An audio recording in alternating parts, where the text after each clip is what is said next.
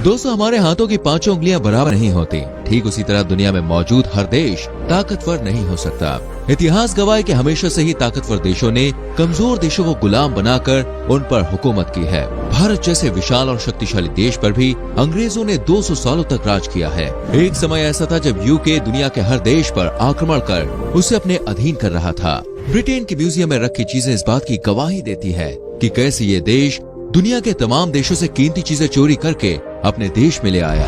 दुनिया में सिर्फ 22 ही ऐसे देश हैं जिन पर ब्रिटिशर्स हुकूमत नहीं कर पाए। कुछ देशों की ज्योग्राफिक पोजीशन के कारण तो कुछ देशों की ताकत के कारण ब्रिटेन उन्हें अपना गुलाम नहीं बना पाया। आज की वीडियो में देशों के बारे में हम बात करेंगे जिनके ऊपर अंग्रेज हुकूमत करने में नाकाम रहे। तो चलिए बिना देरी के आज इस वीडियो को शुरू करते हैं। बस आपसे रिक्वेस्ट है इस वीडियो को दोस्तों एंड तक देखिएगा। जापान। दोस्तों, जापान जिस तरह अपनी टेक्निक से दुनिया को हैरान कर रहा है, ये बात हम सब जानते हैं।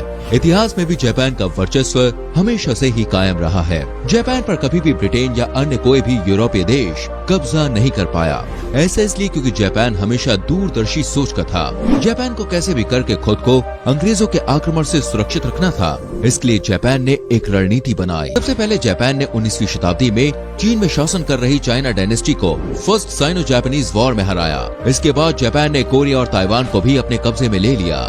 सन 1905 में जब रशिया ने जापान पर कब्जा करने की कोशिश की तो जापान ने उसका भी मुंह तोड़ जवाब दिया।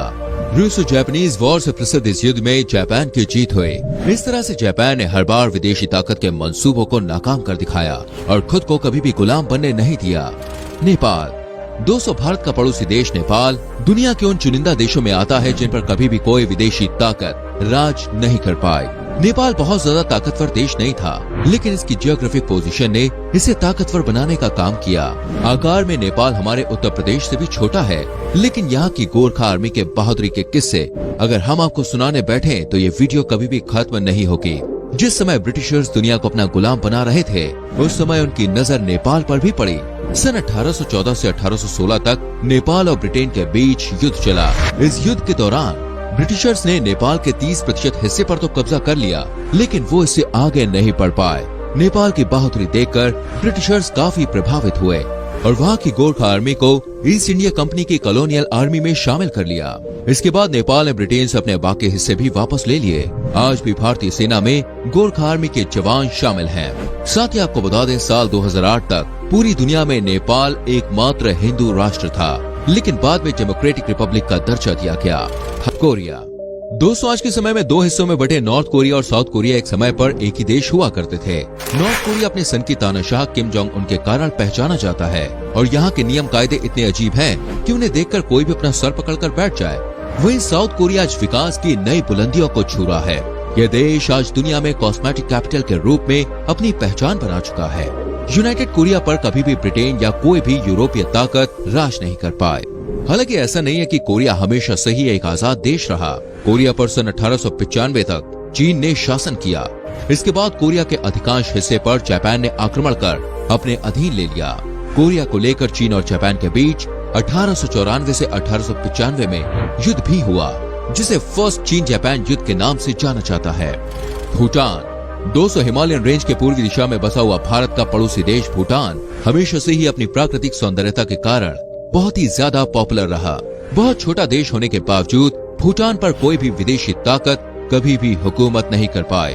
भूटान को उसके जियोग्राफिक पोजीशन की वजह से काफी फायदा हुआ और उसकी एक सीमा की रक्षा हिमालय पर्वत श्रृंखला द्वारा की जाती रही।